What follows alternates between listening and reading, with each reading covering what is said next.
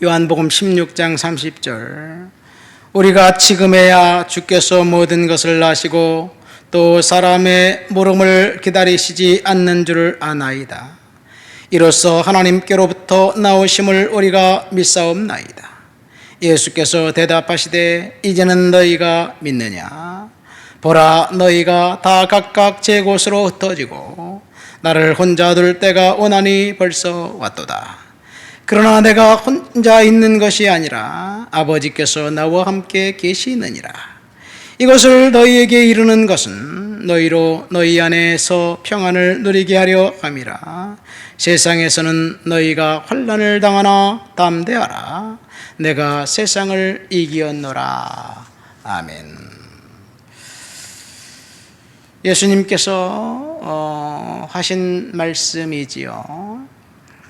요한복음 16장은 예수님께서 십자가를 지시기 전에 마지막으로 설교하셨던 설교 말씀입니다. 이후 17장은 예수님이 겟셋마네 동산으로 옮겨서 거기서 밤이 새도록 기도합니다. 요한은 예수께서 무슨 기도를 하셨는지 다 듣고 있으면서 그 기도를 하나도 빠짐없이 성경에 기록해 놓은 거지요. 요한복음 우리가 읽은 본문은 13장부터 시작됩니다. 제자들을 큰 다락에 함께 모여서 예수님께서 발을 씻어주시고 그리고 마지막 식사를 하셨습니다. 마지막 식사를 하시면서 주님이 비장한 각오로 말씀하시지요. 너희 중에 누군가가 나를 팔리라. 한 사람이 나를 팔리라. 가룟 유다에게 회개의 기회를 줬는데 가룟 유다는 떡을 받고 밤의 권세 사탄의 영역으로 나가버렸습니다. 그리고 주님을 다시는 보지 않았습니다. 예수님께서 마지막으로 하셨다는 말씀은 그만큼 중요하다는 말씀이지요. 그 식사를 마치고 다락방 광화를 마치고 이제 날이 새어갈 때 겟셋마네 동산으로 가십니다. 어쩌면 오늘 우리가 읽은 본문 말씀, 예수님께서 다락방에서 하신 말씀, 그 말씀이 저와 여러분들에게도 동일하게 주님께서 제자들에게 묻는 것처럼 질문하는 것이 아닌가 생각됩니다. 본문을 통해서 예수님은 두 가지를 말씀하셨습니다. 첫 번째, 너희는 나를 버리고 떠날 것이다. 둘째, 너희들 앞에는 환난이 있을 것인데 그러나 두려워하지 말아라. 내가 세상을 이겼다. 그런 말씀이에요. 제자들에게 너희는 나를 버리고 떠날 것이다. 주님이 이렇게 32절에 말씀하셨죠. 그러니까 주님을 배반한 것은 가룟 유다 한 사람이 아니었습니다. 주님을 모른다고 부인한 것은 베드로 한 사람이 아니라 모든 제자들이 다 주님을 배반하고 주님을 버렸다는 것을 알 수 있습니다. 물론 예수님이 40일간 부활하시고 난 다음에 40일간 제자들과 함께 계셨기 때문에 그때 하신 말씀이 지상명령이에요. 모든 민족으로 제자를 삼아라. 교회를 세워라. 성령을 너희에게 사모하고 기다려라. 이 지상명령이죠. 그러나 주님께서 십자가에 달려 돌아가시기 직전에 하셨던 마지막 말씀, 제자들이 나를 다 버리고 떠날 것이다 라는 말씀, 그것은 제자들이 듣고 싶어 했던 말씀이 아니었습니다. 사도행전 1장에 보면 제자들이 주님께 이렇게 질문합니다. 주께서 이스라엘 나라를 회복하실 때가 이때이니까. 십자가에서 죽고 부활하신 그 주님이 이제 왕권을 가지고 왕이 되고 로마의 세력을 척결하고 유다의 왕, 이스라엘의 왕이 될 것을 여전히 기대하고 있었습니다. 그러니까 제자들은 예수를 따른 이유와 목적은 분명했습니다. 그것은 기적을 행하는 그 주님이 결국 이 왕이 되어서 정치적인 그런 리더가 될 것이다. 그러면 우리는 한자리 할 수 있지 않을까라는 생각이에요. 그런데 제자들에게 주님이 말씀하시기를 아니다. 나는 너희들이 기대한 것과 같은 그런 일들을 할 수 없다. 그렇게 말씀하시면서 십자가에 달려 들어가신 거지요. 군중들은 어땠나요? 군중들은 주님 앞에 열광했습니다. 오병이어의 기적이 있고 난 다음에 아예 노골적으로 군중들은 예수를 임금으로 삼으려고 했습니다. 왜요? 예수만 있으면 기적을 베풀고 병을 고쳐주고 죽은 자를 살리고 더군다나 빵 문제를 해결해 주니까 그냥 수고하고 애쓸 필요성이 없어요. 예수님만 있으면 되는 거예요. 그래서 예수를 억지로 왕으로 삼으려고 했습니다. 종려 주일날 예수님이 예루살렘에 온다는 소식에 군중들이 열광한 이유는 매일 아침 피곤하게 자신들이 예수가 어디 있느냐, 어느 광야에 있느냐, 우리 거기 가자. 그리고 허겁지겁 달려가서 예수에게 갈 필요가 없이 예수가 자기들 곁에 오셨기 때문에 환영한 거예요. 예수가 왕이기 때문에 환영한 것이 아닙니다. 그런데 예수가 십자가에 달려 돌아가신다는 소식을 듣자 그 즉시 가차없이 십자가에 못 박으소서라고 외칩니다. 왜 군중들이 예수를 거부했나요? 자기들의 요구를 들어주지 않는 그분은 메시아일 수가 없다. 설사 기적을 베풀고 병을 고쳐주고 빵을 주고 죽은 사람을 살려준다 할지라도 so what? 내 요구를 들어주지 않는데 그분 나에게 필요한가? 없어. 죽어야지.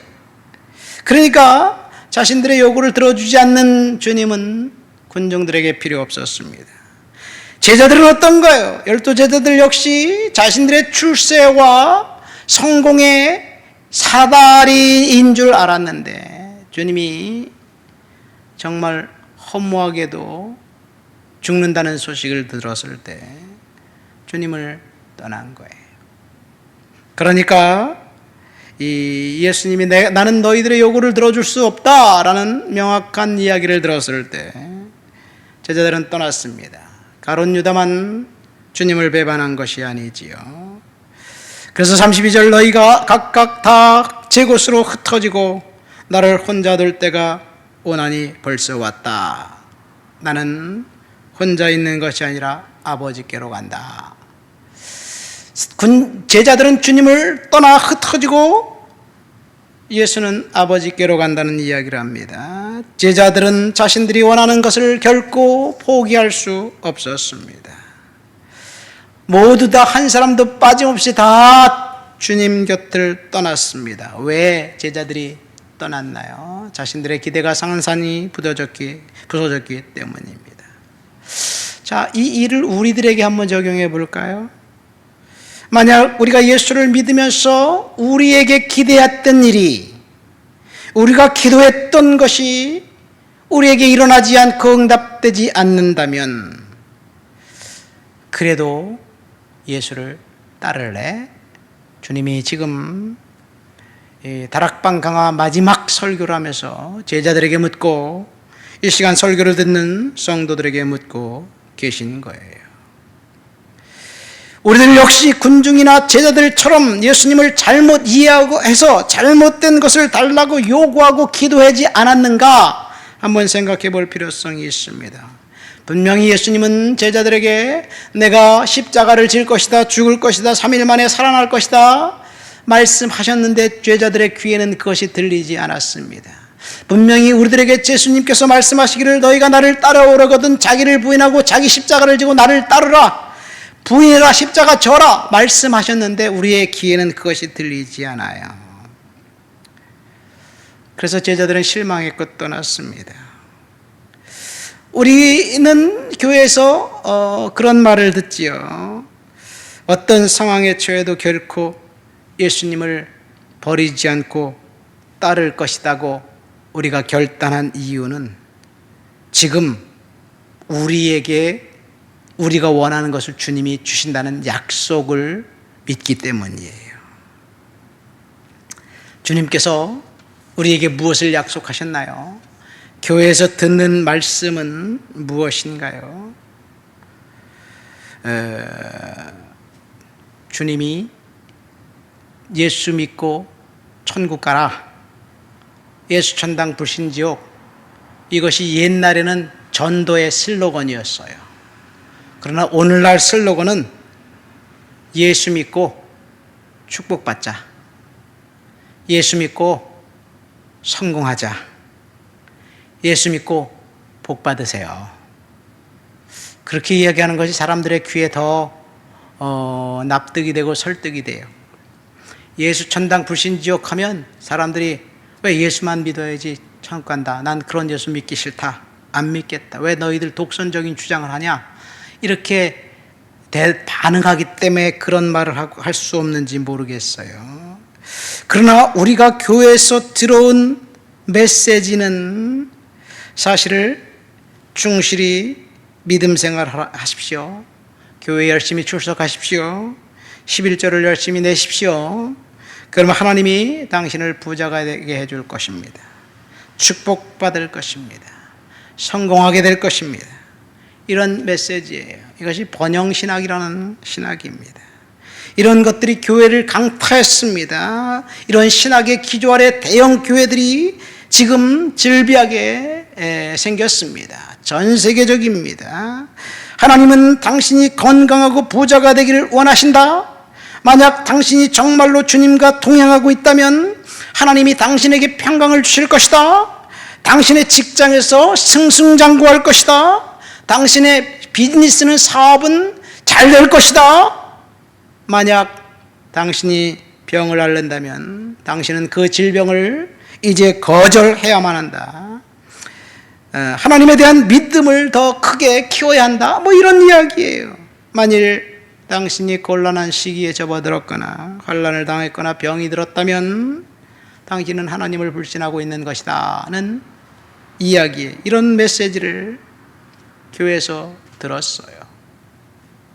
그래서 교회에서 목사님들이 두 가지를, 한 가지는 하지 않고 한 가지를 말합니다. 첫 번째, 회개하라는 말을 하지 않아요. 신도들의 귀에 거슬리기 때문에. 그 다음에 두 번째, 축복이 빠진 설교는 되도록이면 지양합니다. 주일날 와서 축복에 대한 이야기를 듣고 가야지 신도들이 좋아해요. 그런데 사실 그것은 복음이 아니에요. 긍정적인 사고방식입니다. 제자들 역시 주님을 따르면서 축복과 성공에 이제 몰입했습니다. 십자가를 지고 환난 당해야 한다는 생각을 한 번도 하지 않았습니다. 선생님이 죽는다는 그런 소리를 듣자 모두 다 떠나버렸어요. 이것이 오늘 우리가 읽은 메시지입니다. 그러나 주님이 뭐라고 말씀하십니까? 그러나 이 환난을 당하나 담대하라. 주께서 말씀하셨어요. 환난을 당해도 담대하라. 이것이 환난 당하는 것이 하나님의 뜻이고 하나님의 섭리라는 이야기입니다. 이 일제시대에 한국 사람들이 러시아, 소련의 지역에 간 사람들이 고려인이죠. 그들이 블라디보스톡 주변에 정착해 있었습니다. 2차 대전이 한참 진행될 때 스탈린이 그 블라디보스톡 지역을 군수 공장으로 만들면서 고려인들을 강제 이주시켰어요. 추운 겨울날 중앙아시아로 이제 열차를 타고 가면서 수많은 사람들이 얼어 죽었습니다. 근데 그곳에서 고려인들이 그냥 살았어요. 우즈베키스탄, 카자흐스탄 이런 곳에서 그 사람들과 함께 살았어요. 시간이 30년 정도, 한 50년 정도 지났어요. 그 땅에 수많은 선교사들이 들어가서 복음을 전하는데 이 견고한 무슬림의 이 성을 깨부술 수가 없어요. 그러나 그냥 거기서 살고 있던 고려인들이 예수를 믿고 구원받고 교회를 세우고 그것을 본 이 우즈벡 카자흐 쪽들이 예수를 믿고 1990년 처음으로 역사상 처음으로 거기서 집회가 생겼습니다. 환난당했던 강제 이주당했던 신실한 신자들, 고려인 신자들, 우리 대한민국 신자들을 하나님이 사용하신 거예요. 환난을 통해서 하나님이 역사하신 거예요. 그러니까 우리가 환난을 당하는 것은 하나님의 특별한 섭리가 있기 때문에 그런 거예요. 이 말씀을 맺습니다. 오늘 우리는 예수님의 마지막 설교, 십자가에 달리기 전 마지막 제자들에게 말씀하신 그 설교를 통해서 너희가 다 나를 버리고 도망갈 것이다. 난 그 말씀을 통해서 주님을 배반한 것은 가룟 유다 하나일까라는 제목으로 설교를 들었습니다. 우리는 지금까지 잘못 생각하고 예수를 믿었어요. 아니, 잘못된 복음을 들었습니다. 군중들은 억지로 예수를 왕으로 삼으려고 했는데 자신들의 요구를 들어주지 않는 예수를 십자가에 못 박으소서, 십자가에 못 박으소서 외쳤습니다. 갑자기 돌변했습니다. 제자들은 성공과 출세를 위해서 주님을 따랐기 때문에 십자가를 진다는 그 주님의 말씀을 듣고 예수님을 떠났어요. 우리가 예수를 믿으면서 번영신학과 이 긍정적인 사고방식이 접목되어서 예수 믿고 잘 되는 것, 축복받는 것만 생각한다면 이것은 복음이 아닙니다.